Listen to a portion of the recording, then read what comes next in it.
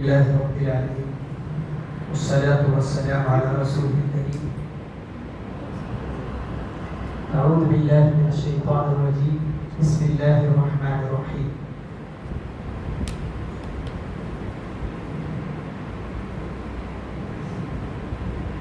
عن عبادة بن الصامت. بسم الله الرحمن الرحيم. إنا أنزلناه في ليلة القدر وما أدراك ما ليلة القدر ليلة القدر خير من ألف شهر. وقال النبي صلى الله عليه وسلم يطلع الله في ليلة القدر إلى المؤمنين فيغفر لهم إلا بأربعة: مدمن خبر وعاق بوالديه ومشاحن وقاطع رحم. رواه البيهقي في شعب الإيمان. یہ حدیث جو ہے امام بیہقی رحمہ اللہ نے سنن کبریٰ کے اندر اس کو روایت کیا. آج الحمدللہ یہ 27ویں شب قدر ہے اور بڑی ہی اہم یہ رات ہے.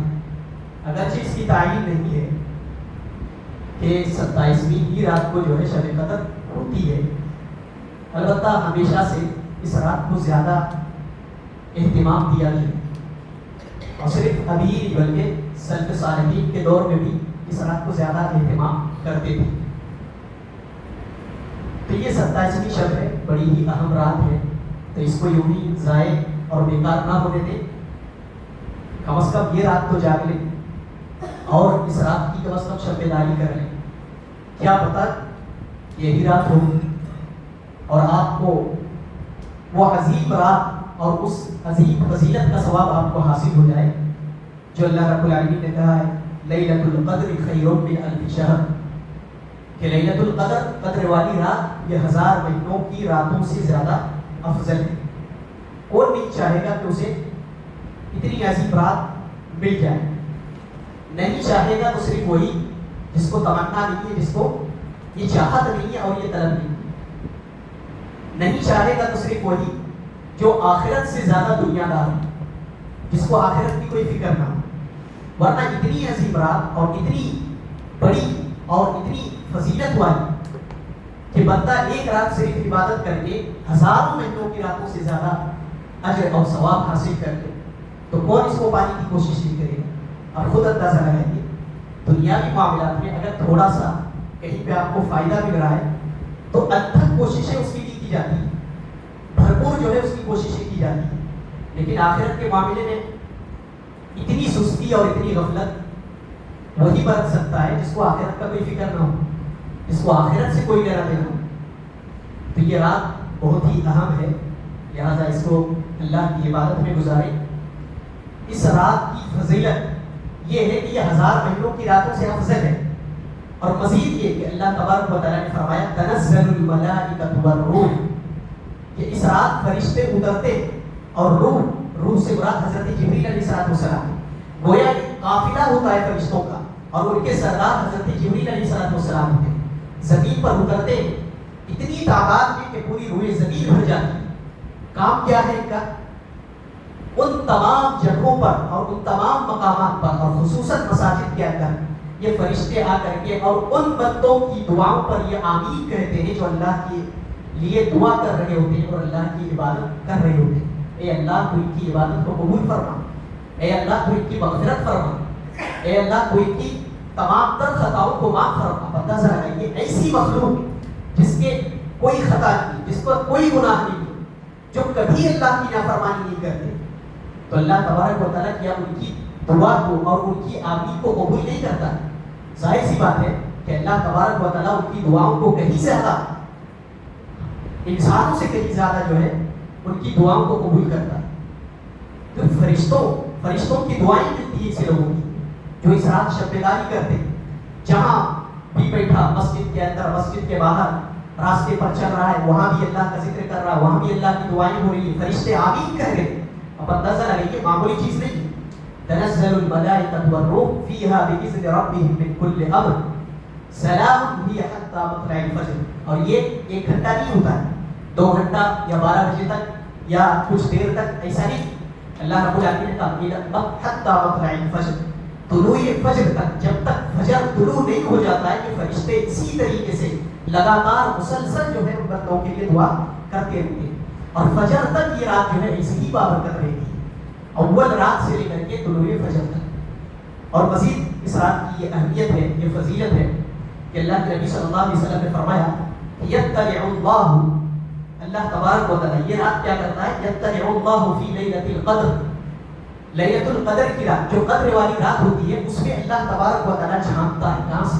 اپنے عرش سے بندوں کو جھانک کر کے دیکھتا ہے. اطلاع یطلع میں جھانکنا ہوتا ہے، جیسے کوئی کھڑکی سے جھانک رہا ہو یا دروازے سے جھانک رہا ہو، تو بطور خاص اور بطور خصوصیت کے ساتھ اللہ تبارک و تعالی اپنے بندوں کو جھانک کر کے دیکھتا ہے. یطلع اللہ فی لیلۃ القدر، اور خاص کر کے شب قدر کی رات میں. اور کس کو جھانکتا ہے؟ اللہ رب العالمین یطلع اللہ فی لیلۃ القدر الی المؤمنین، اللہ اپنے مومن بندوں کی طرف جھانک کر کے دیکھتا ہے. فیغفر لهم، صرف جھانکتا ہی نہیں، جھانکتا اللہ رب العالمین دیکھ رہا ہے، مطلب کچھ ملنے والا ہے، مطلب کچھ دینے والا ہے. وہ اللہ ہے کہ جس سے کوئی امید رکھے تو وہ امید کبھی بھی رائے گا نہیں جاتی ہے.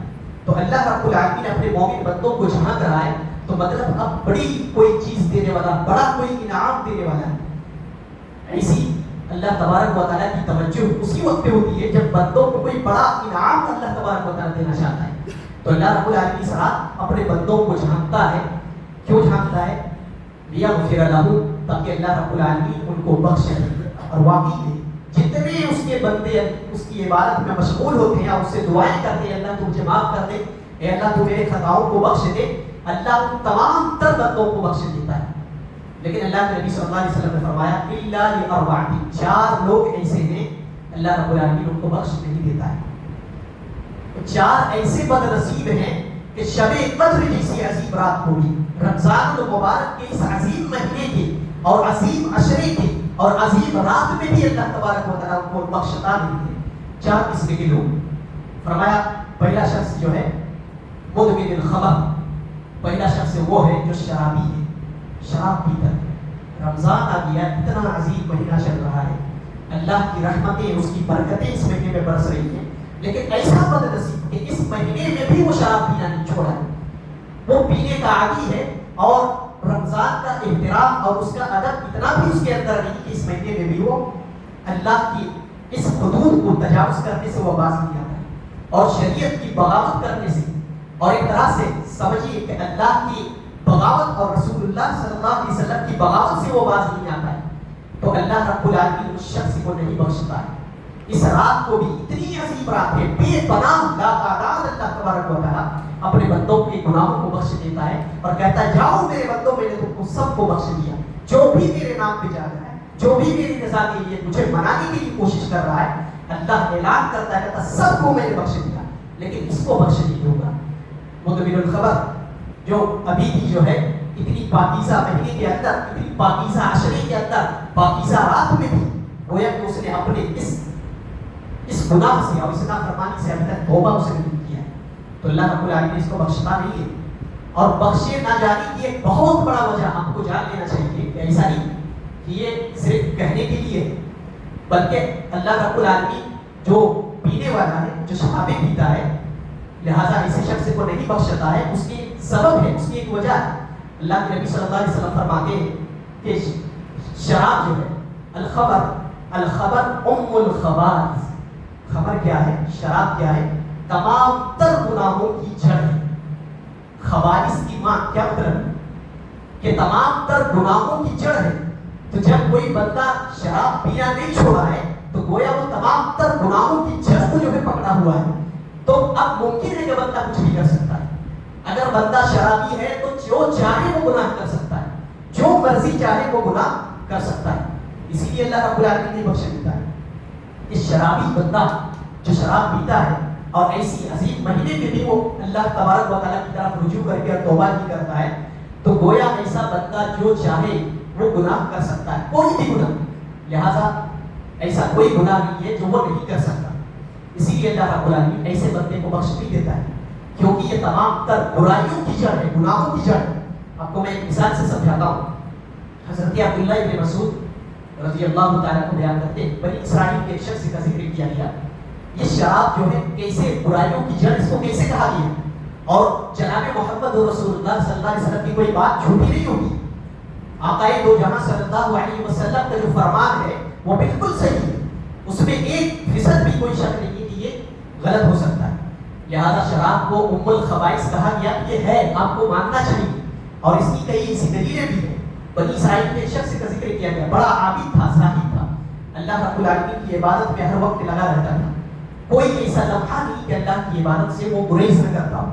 ایسا بڑا عابد اور اتنا بڑا زاہد ہے. لہذا ایک بدکار عورت نے اسے پھنسانے کی کوشش کی. ابھی یہ جو اللہ والا تھا, اللہ تبارک و تعالیٰ کے اتنے بڑے عابد ہے اور زاہد ہے, لہذا جب اسے بلایا گیا تو اس نے یہ سوچ کر کے انکار نہیں کیا کہ ممکن ہے وہ اللہ والا ہے, کوئی اس سے دعا کروانا چاہتا ہوں, کوئی اس سے جو ہے کوئی ممکن ہے کہ کوئی شفا کے لیے اس سے دعا کروانا چاہتا ہوں یا کوئی دم کروانا چاہتا ہوں. لہذا بلایا گیا, خادمہ آئی بلانے کے لیے اور اس کے بلاوے پر وہ چلا گیا. جب وہاں پہ پہنچا تو وہاں پہنچنے کے بعد ان کے تمام تر وسائل جو لوٹنے کے ہوتے ہیں اسے بند کر دیے تھے, یعنی دروازے بند کر دیے تھے اور واپس اسے لوٹنے نہیں دیا جانے لگا. ایک طرح سے کہیے کہ طاقت کے زور پر, اور ایک طرح سے اسے مجبور کیا گیا کہ تم گناہ کرو. لہذا اب وہ ڈائریکٹ گناہ تو نہیں کر سکتا تھا, اب وہ اللہ والا تھا, اس نے انکار کیا کہ نہیں میں یہ سب نہیں کر سکتا, لیکن اس کے پاس گناہوں کے کچھ آپشن رکھے گئے. کہا دیکھو یہاں آئے ہو, اب تمہیں واپس نہیں دیا جا, یہاں سے واپس جانے کے لیے تمہیں نہیں دیا جا سکتا, لیکن کچھ ایسے گناہ ہیں کہ ان میں سے کوئی ایک کر لو تو تمہیں یہاں سے جانے دیا جا سکتا ہے. لہذا اس سے کہا گیا کہ جس کام کے لیے تمہیں یہاں بلایا گیا ہے, یعنی بدکاری کے لیے, یا تو تم بدکاری کرو.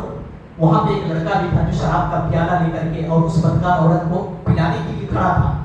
کہا کہ یہ لڑکا ہے, یا تو اسے قتل کرو, یا تو تم بدکاری کرو, یا تو تم اسے قتل کرو, یا تو یہ شراب کا پیالہ ہے تم اسے پی لو. لہذا اب وہ مجبور ہوا, اب وہ سوچ میں پڑ گیا کہ کون سا گناہ کروں, کون سا چھوٹا ہے جس کو کر کے اور میں اپنی جان بچا لوں اور یہاں سے نکل جاؤں. لہذا اس نے سوچا کہ اگر میں بدکاری کرتا ہوں, زنا کرتا ہوں, یہ بہت بڑا گناہ ہے. اس نے وہ چھوڑ دیا. پھر کہا کہ اگر بچے کو قتل کرتا ہوں تو یہ اور بھی بڑا گناہ ہے. لہذا اس نے وہ بھی چھوڑ دیا. تیسرے نمبر پہ جو تھا شراب پینا تھا. کہا یہ بڑا آسان کام ہے, اسے کر لیتا ہوں, اپنی جان بچا لیتا ہوں. لہذا اس نے شراب کا پیالہ اٹھایا اور اسے جو ہے اپنے اندر گھونٹ لیا. اب شراب کی نشے جو اس کے جسم کے اندر اتری اور اس کے رگ رگ کے اندر جب بسی اور وہ شراب میں بالکل مدہوش ہو گیا, تو اس نے وہ تمام برائیاں کر ڈالی جو اس نے کرنا نہیں چاہتا تھا, جو پہلے اس نے جو ہے کرنا نہیں چاہتا. کیا ہوا کہ وہ شراب کے نشے میں آ کر کے بدکاری بھی کیا, اور پھر بدکاری کر کے اور اس نے جو ہے اس بچے کو بھی قتل کیا. گویا کہ شراب کی وجہ سے اس نے ان تمام برائیوں کو کیا جو وہ جس سے بچنا چاہتا تھا. اسی لیے اللہ کے نبی صلی اللہ علیہ وسلم نے کہا کہ یہ ام الخبائث ہے. کتنے لوگ ہیں, کتنے ایسے بدنصیب ہیں جو اس ایسی جو ہے لعنت والی ایسی لت سے وہ جوجھ رہے ہیں اور وہ چھوڑ نہیں سکتے. لہٰذا رمضان کا مہینہ آ جاتا ہے, اس میں بھی جو ہے وہ اس کے عادی ہوتی ہے. تو اللہ تبارک و تعالیٰ ایسے بندے کی بخشش نہیں کرتا ہے جو جس کو جو ہے گناہوں کی تمام تر گناہوں کی جڑ کہا گیا ہے. اگر اس کو بندہ نہیں چھوڑ سکتا ہے تو گویا کوئی بھی گناہ کر سکتا ہے. اس لیے اللہ رب العالمین نے ایسے شخص کو بخشتا نہیں ہے. لہٰذا ایسے لوگوں کو چاہیے کہ وہ جتنا جلدی ہو سکے اللہ رب العالمین کے حضور آئیں اور معافی مانگیں اللہ تبارک و تعالیٰ سے. اور یہ اتنا بڑا گناہ ہے کہ اس کے اندر حد رکھی گئی ہے. جیسے کوئی زنا کرتا ہے تو زنا کے اندر حد پایا جاتا ہے کہ اسے 100 کوڑے مارے جاتے ہیں. لہٰذا اسی طریقے سے اگر کوئی شراب پیتا ہے تو اس کے اندر بھی شریعت میں حد رکھا گیا ہے. وہ کتنا ہے 80 کوڑے. شراب پینے والے کو 80 کوڑے لگائے جائیں. اتنا بڑا یہ جرم ہے, یہ معمولی جرم نہیں ہے. تو اللہ تبارک و تعالیٰ شخص کو بخشتا نہیں ہے. تو ایسے میں تمام لوگوں سے اگر کوئی ہے, خدا نخواستہ اگر کوئی ایسے ہیں اور کوئی ایسی لعنت والی لت کے اندر کوئی مبتلا ہے, تو وہ اسے چاہیے کہ ابھی جلدی اللہ رب العالمین سے توبہ کرے. اور خاص کر کے اس رات میں کہ اللہ رب العالمین کی رحمتوں والی رات, کہ جس میں اللہ تبارک و تعالیٰ کی رحمت نظر رحمت ہوتی ہے اور وہ نظر رحمت سے اپنے بندوں کو دیکھتا ہے اور ان کے گناہوں کو بخش دیتا ہے. کتنا بڑا بدنصیب ہے کہ وہ بچ جائے اور اس کو چھپا دیا جائے. لہٰذا ایسی چیزوں سے بچیں اور فوراً اللہ رب العالمین سے توبہ کریں. دوسرا شخص جو ہے, اللہ کے نبی صلی اللہ علیہ وسلم نے فرمایا آپ کے لوالدین, ایسا شخص کو اللہ تبارک و تعالیٰ نہیں بخشتا ہے جو والدین کا نافرمان ہے. والدین کا نافرمان بہت بڑا گناہ ہے. اللہ رب العالمین نے شرک کا ذکر کیا, لا تشرک باللہ, کہ اے لوگوں اللہ کے ساتھ شرک نہ کرو. لہذا شرک کا ذکر کرنے کے بعد اللہ تبارک و تعالیٰ نے والدین کی نافرمانی کا تذکرہ کیا. اس کے بعد کہا کہ اپنے والدین کی نافرمانی مت کرو. لہذا شرک کے بعد فوراً بعد اللہ رب العالمین نے والدین کی نافرمانی کا تذکرہ کیا. پتہ ہی چلا کہ شرک سب سے بڑا گناہ ہے, لیکن اس شرک کے بعد اگر کوئی کسی کا درجہ ہے کسی گناہ کا تو وہ والدین کی نافرمانی کرے. اسی لیے اللہ رب العالمین ایسے بندے کو نہیں بخشتا ہے جو والدین کا نافرمان ہو, جو والدین کی ہر طرح سے بدتمیزی کرتا ہو یا ہر طرح سے جو ہے بد تہذیبی سے وہ پیش آتا ہے. اللہ رب العالمین اسے معاف نہیں کرتا ہے. تو والدین کا نافرمان, ایک حدیث میں اللہ کے نبی صلی اللہ علیہ وسلم نے فرمایا کہ رضا رب فی رضا الوالد, کہ اللہ کی رضا جو ہے وہ والد کی رضا ہے. اگر آپ کا باپ, آپ کا والد اگر وہ راضی ہے تو سمجھو کہ اللہ تبارک و تعالیٰ راضی ہے. گویا اللہ رب العالمین یہ بتلانا چاہتا ہے کہ اگر تمہیں مجھے راضی کرنا ہے تو پہلے اپنے والدین کو راضی کرو. اگر تمہارے والدین راضی ہیں اور خوش ہیں تو میں بھی جو ہے تم سے راضی اور خوش ہوں گا. اگر تمہارے والدین ناراض ہیں تو پھر مجھے میرے پاس نہیں آنا, مجھے منانے کے لیے اور مجھے راضی کرنے کے لیے میرے پاس نہیں آنا. تو والدین اگر ناراض ہیں تو اللہ رب العالمین کہتا ہے کہ میں نہیں بخش دے سکتا ہوں جب تک تم ان کو منا نہ دو تو مجھے منانے کے لیے نہیں آنا. پہلے اگر مجھے منانا ہے تو ان کو مناؤ, پہلے ان کو مناؤ, ان کو جو ہے راضی کرو, پھر میرے پاس آنا. تو اللہ رب العالمین اس کو بھی پینڈنگ میں ڈال دیتا ہے. اس کے گناہوں کو بھی اللہ تبارک و تعالیٰ نہیں بخشتا ہے. ہاں, جتنا بڑا والدین کی نافرمانی کرنا جتنا بڑا گناہ ہے, اگر کوئی والدین کی اطاعت کرتا ہے تو اتنا ہی بڑا یہ اجر بھی, اتنا ہی بڑا ثواب بھی. مثلا اللہ کے نبی صلی اللہ علیہ وسلم نے حضرت اویس قرنی رحمۃ اللہ علیہ کے بارے میں ذکر کیا. صحیح مسلم کی روایت ہے, اللہ کے نبی صلی اللہ علیہ وسلم نے اویس قرنی کا ذکر کیا اور کہا یہ اللہ کا وہ بندہ ہے اس کے ہاتھ جب اللہ کی طرف اٹھتے ہیں اور یہ بندہ جو مانگ لیتا ہے اللہ سے, اللہ کبھی بھی اس کی دعا کو رد نہیں کرتا. یعنی یہ مستجاب الدعوات میں سے. کہا اس کے نشان یہ ہے کہ ان کو جو ہے برس کی بیماری ہوئی تھی, لہذا پورے جسم پر پھیل گیا تھا, لیکن اللہ سے انہوں نے دعا کیا اور ان کی بیماری جو ہے ٹھیک ہو گئی, لیکن ایک درہم کے برابر ان کے جسم پر جو ہے باقی رہ گیا. کہا دیکھو یہ اللہ کا وہ عظیم بندہ ہے کہ جس کے ہاتھ اللہ کی طرف اٹھتے ہیں تو کبھی ان کی دعا رد نہیں جاتی. اللہ کے نبی صلی اللہ علیہ وسلم نے کہا کہ یہ شخص اگر کبھی یہاں آ جائے اور حج کے لیے آئے اور کسی کو اگر ملاقات کا شرف نصیب ہو یا کسی کو اگر یہ توفیق مل جائے, یہ نصیب ہو جائے کہ ان سے ملاقات ہو, تو تم میں کا ہر شخص کو چاہیے کہ ان سے کہنا کہ وہ تمہارے لیے دعا کرے. یہ کون ہے؟ یہ کوئی صحابی نہیں ہے, یہ ایک تابعی نبی پاک صلی اللہ علیہ وسلم کے زمانے میں موجود ہے, صحابہ کرام کے زمانے میں موجود ہے, لیکن یہ آ کر کے نبی پاک صلی اللہ علیہ وسلم کی صحبت میں آ کر آپ صلی اللہ علیہ وسلم سے ملاقات کا شرف انہوں نے حاصل نہیں کیا. لہٰذا یہ ایک تابعی ہے, صحابی کے درجے پر بھی فائز نہیں ہے, لیکن کتنا بڑا مقام ہے اور کتنا عظیم مقام ہے کہ اللہ کے نبی صحابہ کرام کو حکم دے رہے ہیں کہ وہ جب آئیں گے اور وہ ملیں گے تو تم ان سے دعا کروانا. لہٰذا ان کی دعا جو ہے اللہ تبارک و تعالیٰ رد نہیں کرتا ہے. مقام کیا تھا, آخر کیا وجہ تھا؟ لہٰذا اللہ کے نبی صلی اللہ علیہ وسلم نے ذکر کیا کہ ان کے پاس ایک بوڑھی ماں ہے, وہ ان کی خدمت کرتے ہیں. لہٰذا ان کی خدمت کی وجہ سے اور اپنی بوڑھی ماں کی خدمت میں اتنا زیادہ وہ اللہ رب العالمین کی نگاہ کے آگے بڑھ چکے ہیں کہ ان کا ہاتھ جب بھی اللہ کی طرف اٹھتا ہے تو اللہ تبارک و تعالیٰ کی دعا کو رد نہیں کرتا ہے. یہ وہ عظیم تابعی ہے. ان کے دل میں تمنا تھی کہ اللہ کے نبی صلی اللہ علیہ وسلم سے ملاقات کے لیے جاؤں, اور ایک مرتبہ انہوں نے ارادہ بھی کیا تھا. مورخین نے لکھا ہے, اگرچہ یہ احادیث کی کسی کتاب میں موجود نہیں ہے, لیکن بعض مورخین نے جو ہے اسے نقل کیا ہے کہ اویس قرنی رحمۃ اللہ علیہ نے ایک مرتبہ اپنی ماں سے کہا میں دیدار نبی صلی اللہ علیہ وسلم کرنا چاہتا ہوں, میرا دل تڑپ رہا ہے کہ میں اپنے نبی سے ملوں, میں اپنے نبی سے ملاقات کے لیے جاؤں. لہٰذا ایک طرف ماں بیمار ہے, ایک طرف ماں جو ہے بری حالت میں ہے, اور ایک طرف رسول پاک صلی اللہ علیہ وسلم کی ملاقات کا دل کے اندر تڑپ ہے اور تمنا ہے کہ کاش میں ایک مرتبہ جا کر کے اپنے نبی پاک صلی اللہ علیہ وسلم کا دیدار کروں. مورخین نے لکھا ہے کہ اسی ارادے سے اور اسی تمنا کو لے کر کے اویس کرنی رحمۃ اللہ علیہ نے اپنی ماں سے اجازت مانگی تو ان کی ماں نے کہا ٹھیک ہے تم چلے جاؤ اجازت ہے، لیکن جب وہاں پہ جانا تو اگر تمہیں رسول اللہ صلی اللہ علیہ وسلم گھر پر مل جائیں تو ان سے ملاقات کرنا، لیکن اگر نہیں ملے تو فوراً تم واپس چلے جانا۔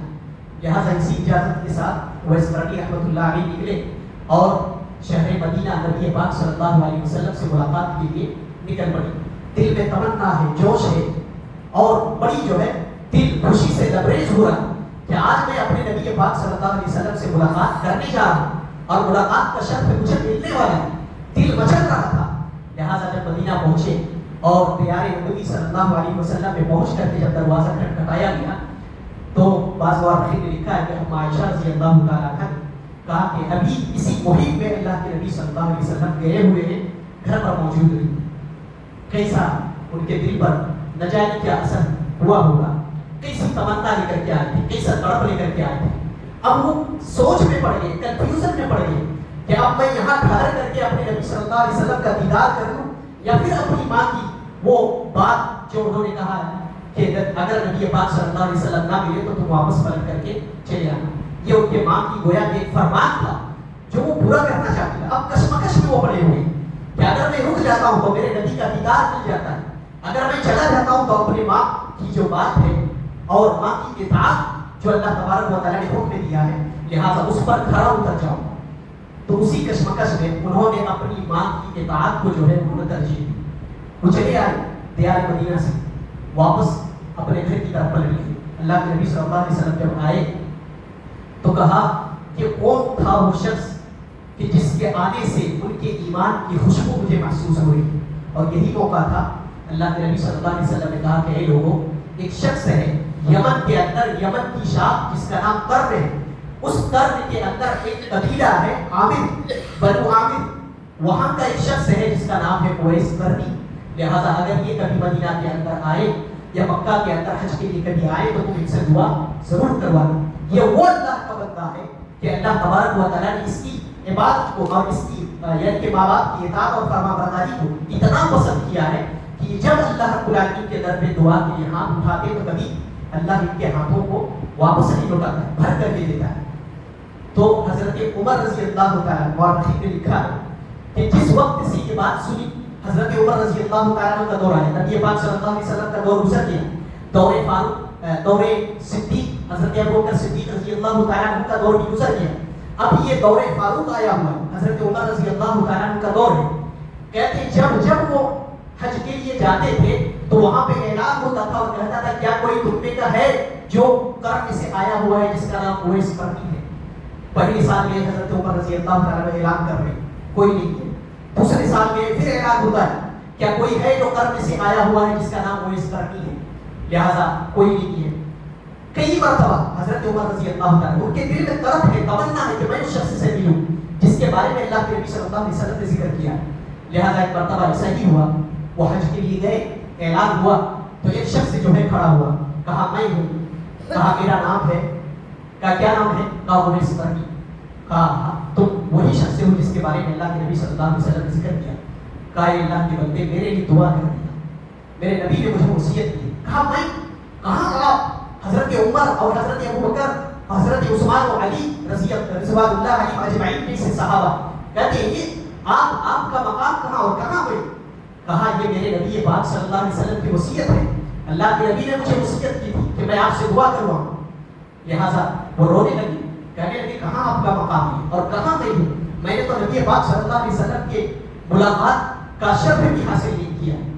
لہٰذا انہوں نے کہا کہ آپ کا مقام اللہ تبارک و تعالیٰ نے اس وجہ سے بڑھایا ہے کہ اللہ رب العالمین نے آپ کے ماں باپ کی اطاعت اور آپ کی ماں کی اطاعت میں جو آپ نے خدمات انجام دی ہے اللہ تبارک و تعالیٰ نے اسے قبول کیا۔ لہٰذا انہوں نے اپنے ہاتھ اٹھائے اور ان کے لیے دعا کی تو اللہ کے نبی صلی اللہ علیہ وسلم، کہنے کا مطلب یہ ہے کہ اللہ کے نبی صلی اللہ علیہ وسلم نے یہ تو نہ تو کوئی صحابی ہے نہ ہی نبی پاک صلی اللہ علیہ وسلم سے انہوں نے ملاقات کی، لیکن اتنا بڑا مقام ہے، اتنا بڑا شرف ہے کہ ان سے صحابہ کرام کو یہ کہا جا رہا ہے اور ان کو حکم دیا جا رہا ہے کہ اویس قرنی کے ہاتھوں تم ضرور اگر ہو سکے تو تم دعا ضرور کروا۔ اتنا بڑا مقام والدین کی خدمت کی وجہ سے انہیں حاصل ہوا۔ تو اب اندازہ لگائیے کہ جہاں والدین کی خدمت کرنا اتنا بڑا اجر ہے تو وہیں والدین کی نافرمانی کرنا اتنا ہی بڑا گناہ ہے۔ اسی لیے اللہ رب العالمین اس رات کو، شب قدر کی رات کو ایسے شخص کو بھی بخشتا نہیں، ایسے شخص کے گناہوں کو بھی کوئی بخشش نہیں ہوتی ہے۔ لہٰذا گویا اللہ تبارک و تعالیٰ یہ کہنا چاہتا ہے کہ پہلے تم اپنے والدین کو مناؤ، پھر مجھے منانے کے لیے آؤ۔ لہٰذا اگر تمہارے والدین ناراض ہیں تو میں بھی تم سے راضی نہیں ہو سکتا، اور اس کی تمنا اور اس کی طرف تمہارے اندر نہیں ہونی چاہیے۔ یہ دوسرا شخص ہے۔ تیسرا شخص، اللہ کے نبی صلی اللہ علیہ وسلم نے فرمایا کہ ایسی بابرکت اور ایسی عظمت والی رات میں بھی اس کی بخشش نہیں ہوتی ہے، وہ ہے المشاہد۔ مشاہد کس کو کہتے ہیں؟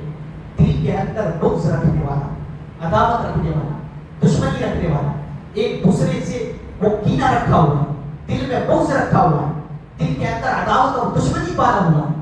اللہ کے نبی صلی اللہ علیہ وسلم فرماتے ہیں اتنا بڑا بد نصیب ہے، اتنی عظیم رات میں بھی اللہ تبارک و تعالیٰ، اللہ کی نظر رحمت تمام بندوں پر ہوتی ہے اور تمام بندوں کو اللہ تبارک و تعالیٰ بخش دیتا ہے، لیکن یہ شخص محروم رہتا ہے۔ اسی جو ہے یہ نصیب نہیں ہوتی ہے، یہ انعام اسے نہیں ملتا ہے، تو اللہ تبارک و تعالیٰ کی مغفرت کے دائرے میں آ جائے، اللہ رب العالمین اسے بخش دے۔ یہ بہت بڑا گناہ ہے۔ لہذا مشاہد، دل کے اندر عداوت ہو، بغض ہو، کینہ ہو، یہ بہت بڑی برائی ہے، یہ معمولی برائی نہیں ہے۔ لہٰذا یہ برائی جتنی بڑی ہے، اللہ تبارک و تعالیٰ نے اسی وجہ سے مغفرت کے دائرے میں ان کو نہیں لاتا ہے، کیونکہ یہ جو برائیاں بیان کی جاتی ہیں معمولی نہیں، بہت بڑی برائی ہے۔ اسی وجہ سے اللہ تبارک و تعالیٰ گویا کہ ان برائیوں کے رہتے ہوئے بندوں کو یہ گوارا نہیں کرتا کہ اللہ تبارک و تعالیٰ نے بخش دے۔ تو ایسا شخص بھی اللہ کی رحمت اور اللہ کی مغفرت کا قابل نہیں ہے، جو دل کے اندر یہ تمام چیزیں پال رہا ہو اور اپنے دل کے اندر جو ہے لیے ہوئے پھر رہا ہو۔ مورخین نے لکھا ہے کہ دو ایسے شخص تھے، ایسا جذبہ اور ایسی فرق ہونی چاہیے، اور حدیث کے اندر بھی ہے اللہ کے نبی صلی اللہ علیہ وسلم نے فرمایا کہ کسی مسلمان کے لیے حلال نہیں ہے کہ وہ اپنے بھائی کو 3 دن سے زیادہ چھوڑے رہے، یعنی کلام بات چیت بند کر دے۔ اگر کرتا ہے تو آپ اس کی عبادت جو ہے اللہ رب العالمین کی قبول نہیں ہوتی۔ تو اب اندازہ لگے کیسے اللہ رب العالمین اسے بخش دے، جس کے دل میں قدرت ہو، ایسی بغض، عداوت، دشمنی پائی جاتی ہے کہ وہ اپنے بھائی سے بات نہیں کر رہا ہے، اللہ رب العالمین اس کی عبادتیں قبول نہیں کر رہا ہے، تو اس کے گناہ اللہ رب العالمین کیسے بخش دے گا؟ اب ان کے جڑ کو دیکھیے اور ان کے سبب کو دیکھیے کہ اللہ تبارک و تعالیٰ کیوں بخش نہیں دیتا ہے۔ تو یہ اتنا بڑا گناہ ہے کہ اگر آدمی ایسے گناہ کے اندر مبتلا ہے تو اس کی عبادت جب اللہ رب العالمین کے یہاں پہنچ نہیں رہی، قبول نہیں ہوئی۔ اللہ کے نبی صلی اللہ علیہ وسلم کی حدیث ہے کہ ہر سوموار کو اور ہر جمعرات کو، منڈے اور تھرسڈے، یہ 2 دن ایسے ہیں اللہ رب العالمین کے یہاں اعمال فرشتے لے کر کے پیش کرتے ہیں اللہ تبارک و تعالیٰ کے یہاں۔ اور اللہ کے نبی صلی اللہ علیہ وسلم نے فرمایا کہ تمام تر لوگوں کو جو ہے بخش دیا جاتا ہے، جتنے بھی اللہ تبارک و تعالیٰ کے مومن بنتے ہیں ان مومنین کو بخش دیا جاتا ہے، لیکن 2 ایسے لوگوں کو چھوڑ دیا جاتا ہے۔ 2 لوگوں کو، کون ہیں وہ؟ 2 ایسے لوگوں کو جو آپس میں ایک دوسرے سے جو ہے کینہ رکھتے ہیں، ایک دوسرے سے بات چیت بند کیے ہوئے، ایک دوسرے سے جو ہے ایک دوسرے کے دل میں نفرت پائی جاتی ہے۔ تو اللہ تبارک و تعالیٰ فرشتوں سے کہتا ہے کہ ان دونوں کو چھوڑ دو۔ کب تک چھوڑ دو؟ اس وقت تک چھوڑ دو جب تک کہ یہ آپس میں ایک دوسرے سے صلح نہ کریں۔ کب تک چھوڑا جاتا ہے؟ پتہ یہ چلا کہ جب تک یہ آپس میں صلح نہیں کرتے اللہ ان کی عبادت کو قبول نہیں کرتا ہے، ان کی مغفرت نہیں کرتا ہے۔ اور کتنے ایسے لوگ ہیں جو بنا صلح کرائے وہ مر جاتے ہیں، قبر میں چلے جاتے ہیں، لیکن ایک دوسرے سے جو ہے ان کی نفرت، ان کی بغض اور ان کی عداوت ختم نہیں ہوتی۔ کتنے ایسے ہیں دنیا سے چلے گئے ہو، لیکن ان کی دشمنی فلاں شخص سے جو ہے ان کی دشمنی تھی، وہ دشمنی ویسی کی ویسی ہی رہ گئی۔ فلاں رشتے دار سے ان کی نہیں بنتی تھی وہ دشمنی، وہ رشتے دار سے وہ ایسی دشمنی جو ہے رہ گئی اور وہ مر گیا، قبر میں چلا گیا۔ اب اندازہ لگائیے کہ اب اس کا کیا ہوگا؟ گویا کہ زندگی بھر کی ساری عبادتیں بیکار ہیں۔ زندگی بھر میں جب بھی اس نے ہاتھ اٹھا کر کے اللہ سے مانگا ہے، اللہ سے مغفرت کی دعا کی ہے، تو اللہ رب العالمین نے فرشتوں کو یہی کہہ کر کے ٹال دیا ہے کہ اب رک جاؤ، ان دونوں کو صلح کرنے دو۔ اور پتہ چلا کہ وہ صلح اس انتظار میں اور اس جو ہے امید میں اللہ تبارک و تعالیٰ ان کو وقت دیتا رہا اور اس نے اپنی پوری زندگی گزار دی اور وہ قبر میں چلا گیا۔ اب کیسے مغفرت ہوگی اس کی؟ اب اندازہ لگائیے کہ اتنا بڑا گناہ ایسے ہی نہیں کہتا ہے۔ اللہ کے نبی صلی اللہ علیہ وسلم نے ایسے ہی نہیں بیان کیا کہ ایسے شخص کی بخشش نہیں ہوتی ہے جب تک کہ وہ آپس میں صلح کر لیں۔ لہٰذا یہ بہت بڑا گناہ ہے اور ہمیں اور آپ کو سوچنا چاہیے، صرف اپنی انا کی تسکین کے لیے۔ اچھا اس میں ملتا کیا ہے؟ سامنے والا اگر بغض رکھتا ہے، عداوت رکھتا ہے، کسی کے تعلق سے نفرت رکھتا ہے، تو دل کو بس ایک طرح سے سکون مل جاتا ہے، انا کو جو ہے تسکین مل جاتی ہے کہ اس کے دل کے اندر یہ ساری چیزیں جو ہے بھری ہوئی ہیں، اور باقی اس کے علاوہ کوئی فائدہ ہے نہیں۔ لہٰذا آپ دیکھیں یہ چھوٹا سا عمل ہے، اگر صرف اس کو دل سے نکال دیا جائے تو اتنا بڑا اللہ تبارک و تعالیٰ کی یہاں اجر ملتا ہے کہ اللہ رب العالمین کے یہاں اس کے تمام تر عبادتوں کی قبولیت ملتی ہے، اور اللہ رب العالمین اسے اس کے تمام تر گناہوں کو بخش دیتا ہے۔ یہ وہ شاہد ہے جس کے تعلق سے اللہ کے نبی صلی اللہ علیہ وسلم نے فرمایا اس کی بھی بخشش نہیں ہوتی ہے۔ تیسرا شخص، چوتھا شخص کون ہے؟ آپ صلی اللہ علیہ وسلم نے چوتھے نمبر پہ فرمایا قاطع رحمی، ایسا شخص جو رشتہ داری کو کاٹتا ہے، جو رشتہ توڑتا ہے۔ یہ بھی کیا ہے؟ اللہ رب العالمین کی یہاں بخشش کے لائق ہے، رشتہ توڑنے کو۔ آج بہت سارے لوگ ہیں رشتہ داروں سے کی بنتی، وہ فلاں رشتہ دار ہے، میں تو اچھا کرتا ہوں لیکن وہ اچھا نہیں کرتے۔ ایک صحابی آئے اللہ کے نبی صلی اللہ علیہ وسلم کے پاس، کہ اللہ کے رسول میں اپنے رشتہ داروں کے ساتھ بہت ہی بھلائی کرتا ہوں، جو مجھ سے بن پڑتا ہے میں کرتا ہوں، ہر طرح کی بھلائی اور ہر طرح کے خیر کے کام کرتا ہوں، لیکن بدلے میں وہ میرے ساتھ کبھی ایسا نہیں کرتے۔ تو اللہ کے نبی صلی اللہ علیہ وسلم نے یہ نہیں کہا کہ تم بھی جو ہے جیسا وہ کرتے ہیں ویسا کرو، کہا نہیں، بلکہ تم ان کے ساتھ بھلائی کا معاملہ کرتے رہو، اور جب تک تم کر رہے ہو تمہارے ساتھ تمہارا رب ہے، تمہارے ساتھ تمہارا رب ہے، لہذا تم ان کے ساتھ بھلائی کا معاملہ کرتے رہو، ان کے ساتھ اچھائی کا معاملہ کرتے رہو، اگرچہ وہ تمہارے ساتھ بھلائی کا معاملہ نہیں کرتے، وہ تمہارے ساتھ اچھائی کا معاملہ نہیں کرتے۔ یہ آپ کی ذمہ داری ہے، آپ اپنی ذمہ داری ادا کیجیے۔ یہ مت کہیے کہ وہ فلاں رشتہ دار ایسے ہیں تو ہمارے رشتہ دار تو ایسے ہیں، لہٰذا آپ اپنی ذمہ داری ادا کیجیے۔ اگر وہ نہیں کرتے ہیں تو وہ اپنا جانے، ان کا حساب اللہ رب العالمین کے یہاں۔ لیکن آپ اس چیز کو بہانہ بنا کر کے کہ ہمارے رشتہ دار اچھے نہیں ہیں، ہمارے رشتہ داروں سے نہیں بنتی ہے، تو آپ بھی بدلے میں کیا کریں گے؟ ویسا ہی معاملہ کریں گے۔ یہ حد درجے کی بے وقوفی ہے، اور اللہ تبارک و تعالیٰ نے اس کو جو ہے بخشش کے دائرے میں ایسے شخص کو نہیں رکھا ہے۔ لہٰذا آپ اپنی ذمہ داری ادا کیجیے، ان کے ساتھ بھلائی کا معاملہ کیجیے۔ اللہ کے نبی صلی اللہ علیہ وسلم کی حدیث ہے کہ لا يدخل الجنة قاطع، قاطع سے مراد رشتہ داری کاٹنے والا، اب اندازہ لگائیے جنت میں داخل نہیں ہوتا۔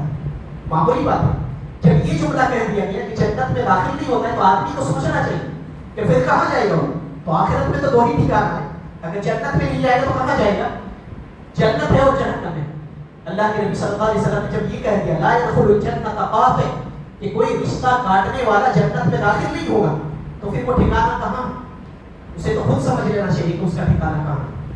بہت بڑا گناہ ہے، ہمیں اور آپ کو بچنا چاہیے ان تمام تر چیزوں سے۔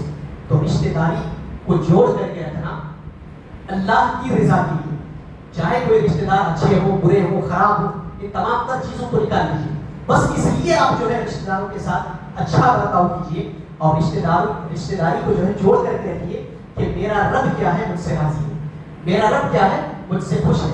صرف اس امید اور اس تمنا اور اس امید کے ساتھ کہ میں اپنے رب کی رضا کے لیے سب کر رہا ہوں، دنیا والوں کے لیے نہیں، اپنے رشتہ داروں کے لیے نہیں، کوئی کیا کہتا ہے ہمیں اس سے کوئی لینا دینا نہیں، میرا رب کیا چاہتا ہے یہ امپورٹنٹ ہونا چاہیے اور یہ اہم ہونا چاہیے۔ تو اللہ کے نبی صلی اللہ علیہ وسلم نے صحابی رسول کو کیا کہا کہ تم اپنی طرف سے بھلائی کا معاملہ کرتے رہو، یہ مت کہو کہ ان کی طرف سے بھلائی کا معاملہ نہیں کیا جا رہا ہے۔ تو ایسا ہی ہوتا ہے آج کل۔ تو یہ 4 قسم کے لوگ ہیں، اتنی عظیم رات میں بھی، اتنی بابرکت رات میں بھی ایسے لوگوں کی بخشش نہیں ہوتی۔ 3-4 قسم کے وہ بدنصیب لوگ ہیں جو میں نے آپ کے سامنے ذکر کیا۔ تو اگر کوئی ان میں سے ہے، خدا نہ کرے، اللہ نہ کرے کہ کوئی ایسا ہو، اور اگر ہو بھی تو میں اللہ سے دعا کرتا ہوں کہ اللہ تبارک و تعالیٰ اسے توفیق دے اور ہدایت دے کہ وہ آج رات اسی جگہ پر وہ توبہ کر کے اور اللہ رب العالمین سے اپنی جو ہے اس گناہ کو نہ کرنے کا ارادہ کر کے اور وعدہ کر کے یہاں سے جائے۔ تو ایسی گناہوں سے جو ہے اللہ سے توبہ کرے اور اللہ رب العالمین سے یہ وعدہ کرے کہ آپ ایسے گناہوں میں پھر نہیں پڑیں گے، ورنہ ایسی اتنی بڑی بڑی راتیں پا کر کے، اتنے بڑے بڑے عظیم مہینہ، یہ مہینہ چلا جائے گا، پھر اب جانے والا ہے، اب کتنے دن بچے، چند دن جو ہے اس کے اب باقی رہ گئے۔ اب آپ کو کیا کس کو پتا ہے کہ آئندہ رمضان جو آنے والا ہے وہ ملنے والا ہے؟ کیا کسی کوئی یقین کے ساتھ کہہ سکتا ہے کہ یہ راتیں جو جا رہی ہیں پھر سے آئیں گی، یہ برکت والی راتیں، یہ خیر و برکت، یہ مغفرت والی راتیں کیا پھر سے آپ کو حاصل ہو جائے گا؟ کوئی کیا کوئی گارنٹی کے ساتھ اس کو کہہ سکتا ہے؟ نہیں کہہ سکتا ہے۔ اس لیے ابھی جو ہے اس کی قدر کریں، ابھی جو ہے. لہذا کسی چیز کو قدر کرنے کے لیے بعض محدثین نے یہ ذکر کیا ہے کہ اگر آپ کو یہ اس کی اہمیت کو سمجھنا ہے تو اس کو کیسے سمجھنا ہے. لہذا ہر آنے والا دن آدمی یہ سمجھے کہ یہ میرا آخری دن ہے. ہر آنے والا مہینہ یا ہر آنے والا رمضان اس کو یہ سمجھے کہ یہ میرے زندگی کا آخری رمضان ہے. تو اب اس کا فائدہ کیا ہوگا کہ وہ بھرپور طریقے سے جو ہے جتنی عبادتیں ہو سکتی ہیں وہ مکمل عبادت اس کے اندر کرے گا. تو آپ یہ سمجھیں کہ یہ رمضان جو آیا ہوا ہے اب اس بات کی کوئی یقین نہیں، کوئی نہیں کر سکتا نہ آپ کو لکھ کر کے دے سکتا ہے کہ آپ آئندہ رمضان پانے والے ہیں. تو آپ اس رمضان کو ایسے کرتے گویا ہماری زندگی کا آخری رمضان ہے. اب اس کے بعد رمضان پتہ نہیں ملے گا کہ نہیں ملے گا. تو ایسی عبادت کر لیجیے اور ایسے اپنے رب کو منا لیجیے اور اپنے گناہوں سے جو ہے اپنے رب سے بخشش اور مغفرت کرا لیجیے گویا کہ ہماری زندگی کا آخری رمضان ہے. اب اس کے بعد اگر رمضان نہ بھی ملا تو گویا ہم نے اپنے رب کو راضی کر دیا ہے، خوش کر لیا ہے اور اپنے گناہوں کو جو ہے ہر طرح سے معافی کے دائرے میں رکھ کر کے اور اپنے رب کو منا لیا. تو ایسا جو ہے اسے گزارنا چاہیے اور اس طریقے سے اس رمضان کو ہمیں برتنا چاہیے. تو یہ کچھ باتیں تھیں آج کے اس درس میں جو میں نے آپ کے سامنے رکھنا تھا. اور سب سے اہم یہ کہ ان بد نصیبوں میں سے نہ بنیے جن کی مغفرت آج کے اتنی عظیم رات میں بھی نہیں ہوتی.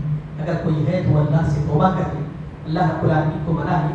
اللہ رب العالمین بہت ہی زیادہ بخشنے والا ہے، بہت ہی زیادہ معاف کرنے والا ہے. جتنی بھی صفات اللہ رب العالمین کی آئی ہے آپ دیکھیں گے وہ سب کے سب مبالغہ، سب کے سب مبالغہ کے صیغہ ہے. الرحیم ہے، الرحمن ہے، الغفور ہے. سب کا معنی کیا ہوتا ہے؟ الرحیم بہت زیادہ رحم کرنے والا، اتنا زیادہ رحم کرنے والا کہ اب اس کی آخری حد ہے، اب وہاں تک کوئی پہنچ نہیں سکتا ہے. اور ایک بہت ہی بڑی اور بہت ہی اہم بات اللہ تبارک و تعالیٰ نے اللہ کے نبی صلی اللہ علیہ وسلم نے بیان فرمائی کہ اللہ رب العالمین کی جو رحمت ہے وہ اس کے غضب پر حاوی ہے. غضب پر حاوی کیا ہے؟ حاوی ہے کیا مطلب ہے کہ اللہ کا رحم جو ہے یعنی کہ رحم کرنے کا مادہ وہ اس کے غصے سے کہیں زیادہ بڑھا ہوا ہے.